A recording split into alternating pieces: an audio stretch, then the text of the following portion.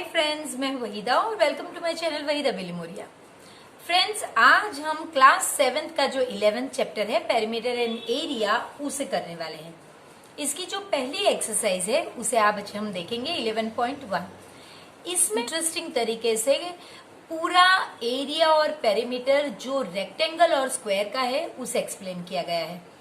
ये सम्स जो 5th onwards है, 5th, 6th, 7th, 8th, ये सारे ही सम्स आप क्लासेस 8, 9, 10th में भी देखेंगे।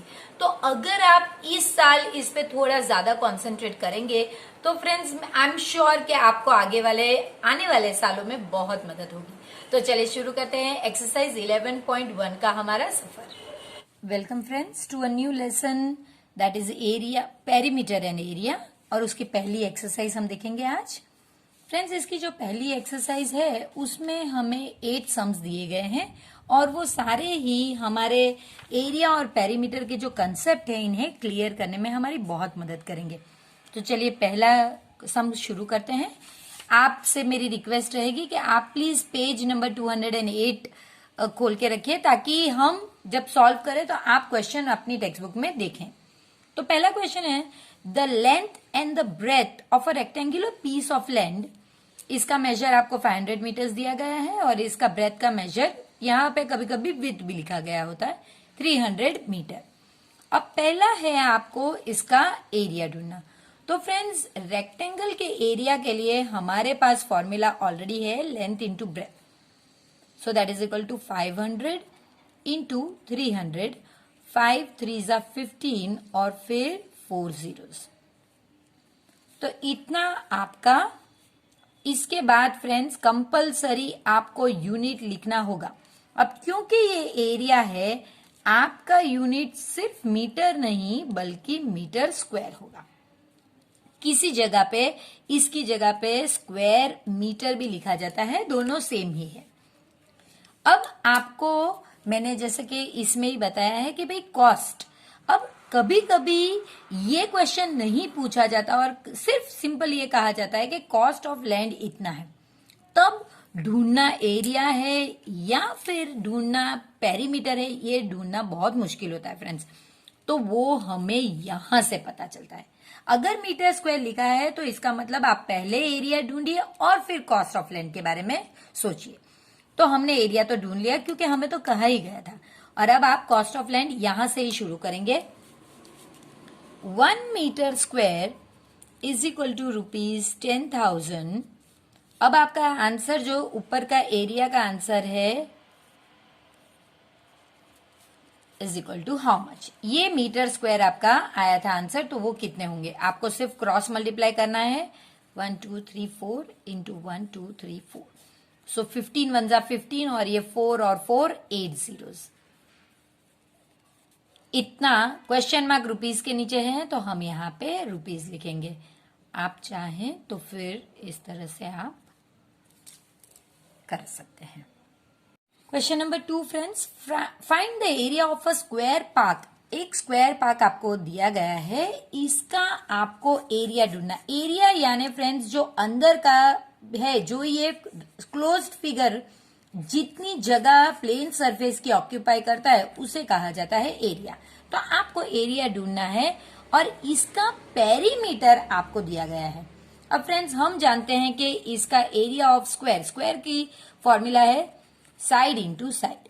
अब कोई जगह पे ये a into A, l into L ऐसे लिखा जाता है, लेकिन इसका मीनिंग ये है कि साइड इंटू साइड। लेकिन हमारे पास अगर साइड का ही मेजर नहीं है तो हम ये कैसे करेंगे?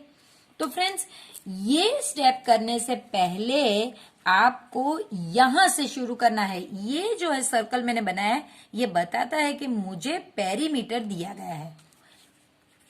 पेरीमीटर ऑफ स्क्वायर की आप फॉर्मूला लगाइए। आपको पता है उसकी फॉर्मूला 4 इंटू एस है क्योंकि ये एक रेगुलर फिगर है। अब ये ऑलरेडी आपको 320 दिया गया है, यहां पे 4 मल्टीप्लाइड है तो इस जगह पे आप डिवाइड करोगे तो 1 जा 80। तो आपको पता चल गया कि जो साइड है वो 80। अब क्योंकि ये साइड है फ्रेंड्स, इसके यूनिट में हम ध्यान दीजिए, ये मीटर है तो ये भी मीटर ही होगा। अब जो आपने 80 मीटर है उसे आप साइड में लगाओगे 80 इंटू 80, क्योंकि आपको 80 मीटर यहां से मिला। पेरीमीटर को सॉल्व करने के पर आपको ये मिला और फिर आप इसमें 6 6 64 और ये 2 0।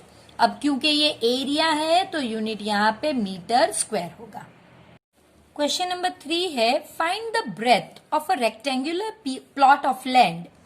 आपको ब्रेथ ढूंढना है और आपको रेक्टेंगुलर प्लॉट भी कह दिया गया है, एरिया भी दिया गया है। इसके लिए एरिया, क्योंकि अब हम जानते हैं कि जो अंदर का एरिया जगह है वो एरिया है, तो हमने वहां पे एरिया जो दिया गया है वो लिख दिया और लेंथ 22 मीटर्स आपको दी गई है वो लिख लिया। फ्रेंड्स, मेरी रिक्वेस्ट यही रहेगी कि जब भी आप एरिया और पेरीमीटर के सम करें तो प्लीज फिगर ड्रॉ कीजिए। ये फिगर ड्रॉ करने में शायद ही आपको 1 मिनट का टाइम लगेगा, लेकिन ये फिगर अगर आपने ड्रॉ कर लिया तो आपके सम्स कभी गलत नहीं होंगे। तो देखिए, अब हम कहां से शुरू करेंगे? हम यहां से शुरू करेंगे। इसी की फॉर्मूला हम लगाएंगे, area of rectangle is equal to length into breadth. अब एरिया आपको दिया गया है तो उसके नीचे वो लिखिए, लेंथ आपको पता है 22 और ब्रेथ आपको पता नहीं। यहां पे 22 मल्टीप्लाइड है तो लेफ्ट हैंड साइड पे वो डिवीजन में होगा, तो 22 1 जा, 22 2 जा और 0 जा, तो ब्रेथ हमें कितनी मिली? 20 यूनिट कंपलसरी है, उसके लिए फिर से ऊपर जाइए। देखिए, लेंथ और ब्रेथ की यूनिट सिंपल होगी, तो आप देख सकते हैं कि मीटर है तो यहाँ पे मीटर होगा। ये नहीं कि भाई एरिया ढूंढने को कहा गया तो आंसर, क्योंकि अब हम एरिया नहीं ढूंढ रहे, हम तो ब्रेथ ढूंढ रहे। तो आप लेंथ हो, ब्रेथ हो, हाइट हो, पेरीमीटर हो, ये सब के आंसर में सिंगल यूनिट आएगा। फ्रेंड्स, जो भी यूनिट है वो सिर्फ एरिया में ही वो यूनिट का स्क्वायर होगा। तो ये बात प्लीज ध्यान दीजिए, तभी आपका आंसर राइट होगा। ये होगा 20 मीटर। अब फोर्थ वन में भी फ्रेंड्स इसी तरह से है, द पेरीमीटर। अब क्या है? पेरीमीटर दिया गया है, the perimeter of a rectangular sheet is 100। हाँ, तो हमें पता चल गया, ये जो ड्राइंग है इससे पता चल गया कि भाई राउंड है मतलब पेरीमीटर। तो पेरीमीटर आपको 100 दिया गया है और उसके साथ आपको कहा गया है कि लेंथ 35 है। अब पहले तो आपको ब्रेथ ढूंढनी है और फिर आपको एरिया ढूंढना है। ये एक टाइप हमने ऑलरेडी सम कर लिया है, लेकिन फिर से देखते हैं। हम यहां से शुरू करेंगे, perimeter of rectangle is equal to, हमें पता है 2 इंटू लेंथ प्लस ब्रेथ। अब हमारा पेरीमीटर 100 है, 2 इंटू लेंथ कितनी है हमारी 35 प्लस ब्रेथ हमें पता नहीं। फ्रेंड्स, ये ही पैटर्न है जो मैं सॉल्व करती हूँ, वैसे ही कीजिएगा तो रॉन्ग नहीं होगा। अगर आप ब्रेथ पहले कर लेंगे तो रॉन्ग हो जाएगा। पहली चीज आपको जो यहां से हटानी है वो है ये मल्टीप्लीकेशन। तो यहाँ पे 2 मल्टीप्लाइड है, इस साइड पे वो डिवाइड में होगा। अब आप ब्रैकेट खोल सकते हैं, क्योंकि जिससे डिवाइड मल्टीप्लाइड था वो तो यहां से निकल गया। इसका आंसर 50। एक स्टेप एक्स्ट्रा लिखने से अगर हमारा सम राइट आता है तो प्लीज फ्रेंड्स लिखिए। अब आप 35 को यहां शिफ्ट कीजिए, 50 माइनस 35। क्यों माइनस? क्योंकि यहां पे एडेड था तो इस लेफ्ट साइड पे सब्ट्रैक्टेड होगा। अब आप सिर्फ ऐसे शिफ्ट कीजिए। सो ब्रेथ इज इक्वल टू 15। अब यूनिट कंपलसरी बहुत इंपॉर्टेंट है तो वो सेंटीमीटर होगा। तो ब्रेथ तो हमें मिल गई। अब एरिया के लिए लेंथ ऑलरेडी दी गई थी और ब्रेथ हमें मिल गई।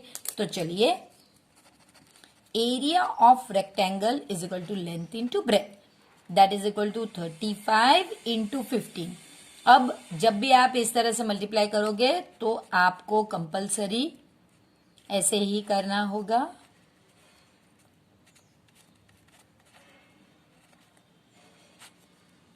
तो आपका आंसर 525 सेंटीमीटर। अब ये एरिया है जो हम ढूंढ रहे हैं, तो यहां पे होगा सेंटीमीटर स्क्वायर।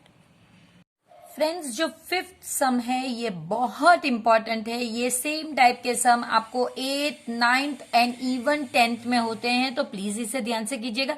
इसके नीचे के सारे ही सम इंपॉर्टेंट है, लेकिन ये सबसे इंपॉर्टेंट है। और इसके बाद का 6th सम भी बहुत इंपॉर्टेंट है हमारे लिए। तो चलिए, area of a square park, ये स्क्वायर पार्क का एरिया है वो सेम एक रेक्टेंगुलर पार्क के एरिया, यानी ये दो एरिया सेम है। फ्रेंड्स, यही इंपॉर्टेंट चीज है, ये आपको पहले लिखनी है कि ये दो का एरिया सेम है। अब इसके बाद आपको कहा गया है कि जो स्क्वायर पार्क है उसकी साइड 60 है और जो रेक्टेंगुलर पार्क है उसकी लेंथ 90 है। तो पहले आपको ब्रेड ढूंढनी है। अब ये इससे इजी तो कुछ हो ही नहीं सकता फ्रेंड्स, क्योंकि कह दिया गया है कि ये एरिया सेम है। आप सिर्फ इनकी फॉर्मूला लगाइए। आपको पता होना चाहिए कि इस साइड पे यहाँ पे लेंथ जो है वो 60 है और यहाँ पे लेंथ 90 है। ब्रेथ आपको पता नहीं। तो चलिए, फॉर्मूला है इसकी S इंटू एस और यहाँ पे फॉर्मूला है L इंटू बी। एस आपको पता है 60 into 60, that is equal to length आपको पता है 90 इंटू बी। अब आप इसे मल्टीप्लाई मत कीजिए, पहले इस तरीके से इसको यहाँ पे 90 मल्टीप्लाइड है तो इस साइड पे डिवाइड में ही लेकर आइए। ये इजी रहेगा फ्रेंड्स। कुछ मेरे फ्रेंड्स क्या करेंगे, पहले मल्टीप्लाई कर देंगे तो वो बड़ा नंबर आ जाएगा, मल्टीप्लाई करने में टाइम वेस्ट होगा, और फिर डिवीजन यानी दो दो ऑपरेशन में आप टाइम वेस्ट करोगे। तो इससे अच्छा है कि आप इस तरह से कैंसिलेशन करिए। 3 3 जा 3 2 जा 3 1 जा 3 2 0। अब आप 2 2 जा 4 और 1 0, ये आपकी ब्रेथ। देखिए कितना इजी हो गया। अगर आप मल्टीप्लीकेशन कर लेते तो ये थोड़ा लंबा हो जाता और फिर हमें पेपर कंप्लीट करने में टाइम कम लगता है। अब ब्रेथ है तो यूनिट, जब आप आंसर लिखोगे यूनिट कंपलसरी है फ्रेंड्स। तो हम जानते हैं कि यहाँ पे यूनिट मीटर है। ये जो क्वेश्चन नंबर 6 है फ्रेंड्स, ये 2 बार 2 एक्सरसाइजेस में आपके लिए है। अगर आप इस एक्सरसाइज से इसे कतराएंगे तो I am sure next exercise में भी आप उससे भागेंगे, लेकिन अगर आप इसे यहीं पे टैकल करेंगे तो नेक्स्ट एक्सरसाइज में आपके लिए बहुत इजी होगा। तो चलिए, इसमें कहा यह गया है कि एक वायर है, उसको वो शेप यानी एक इस तरह का वायर है, उसे हमने रेक्टेंगल का शेप दिया है और उसका जब हमने इस वायर को मोड़ के रेक्टेंगल का शेप दिया तो उसकी लेंथ जो है वो 40 सेंटीमीटर है और ब्रेथ जो है वो 22 सेंटीमीटर है। अब यही वायर यानी ये जो वायर अब वायर से क्या बनेगा ये पहले आपको पता होना चाहिए फ्रेंड्स। वायर से ये रेक्टेंगल की बॉर्डर ही बन सकती है, यानी कि ये जो वायर है ये हमारा पेरीमीटर है।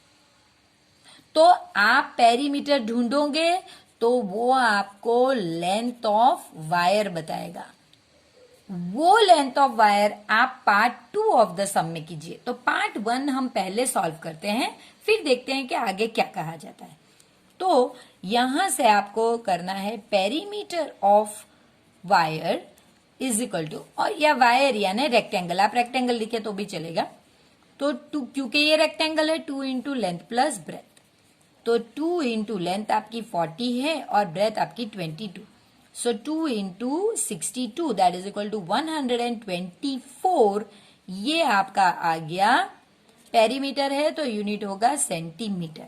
इतना लंबा ये जो वायर आपका था, ये अब पहले बताया नहीं गया था कितना लंबा, लेकिन आपने ढूंढ लिया कि वायर इतना लंबा था।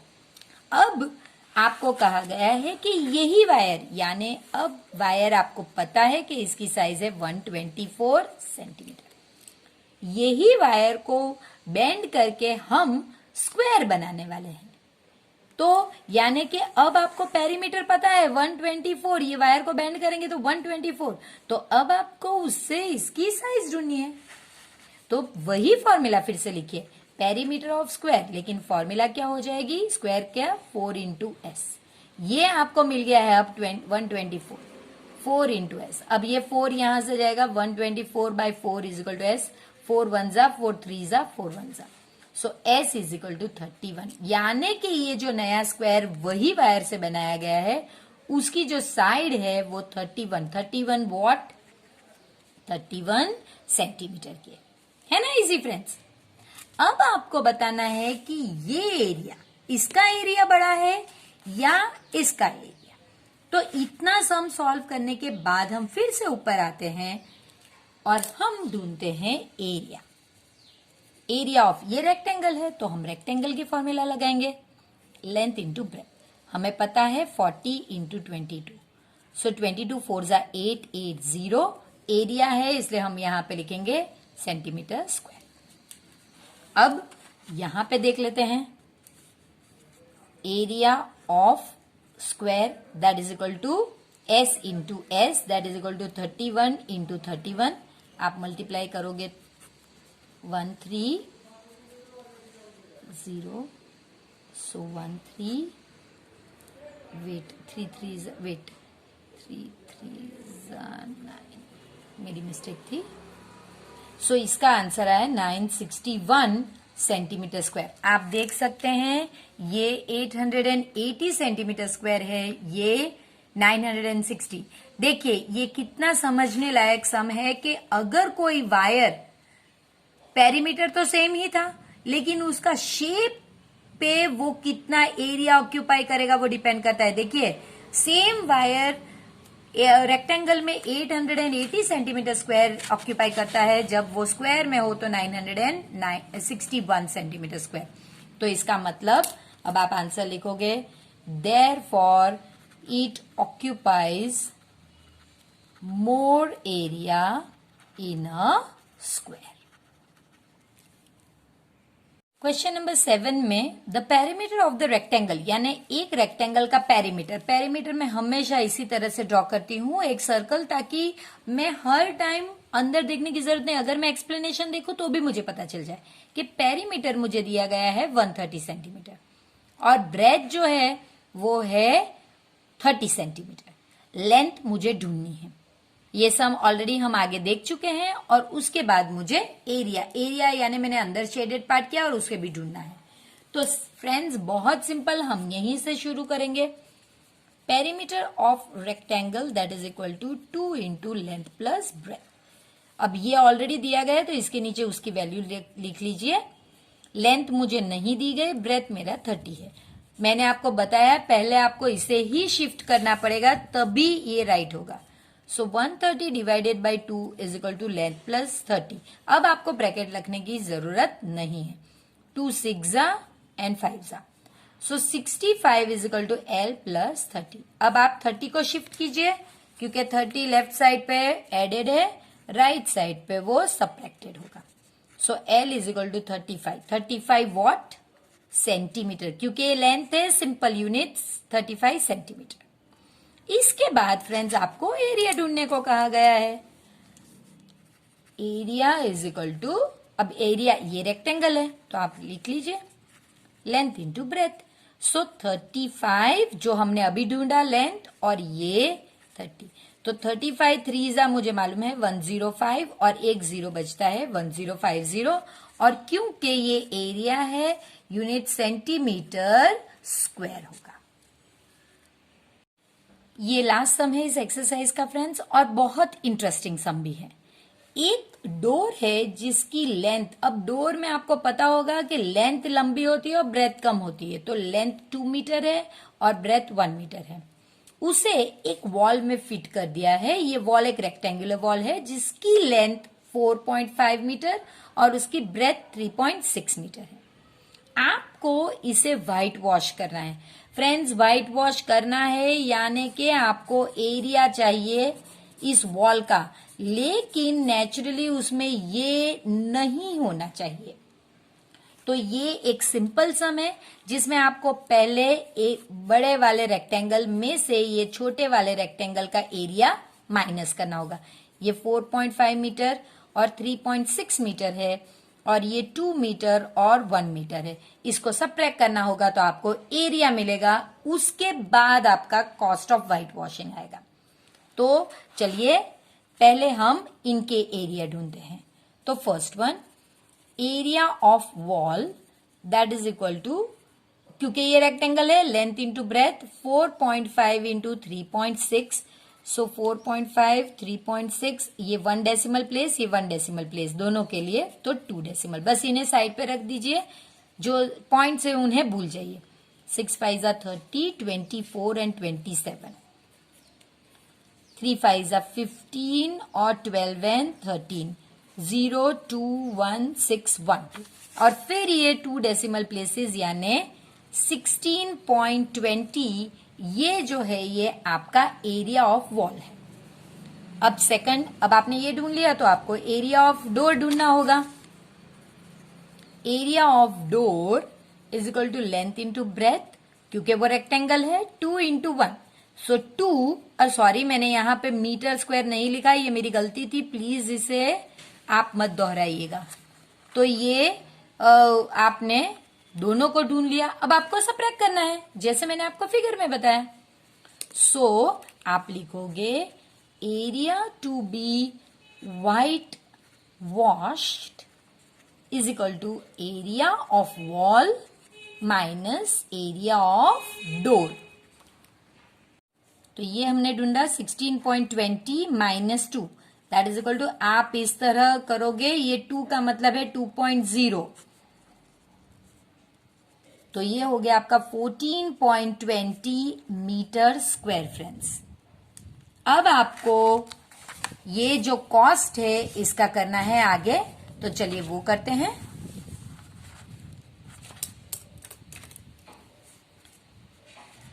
ये कॉस्ट का स्टेप है, कॉस्ट ऑफ व्हाइट वॉशिंग।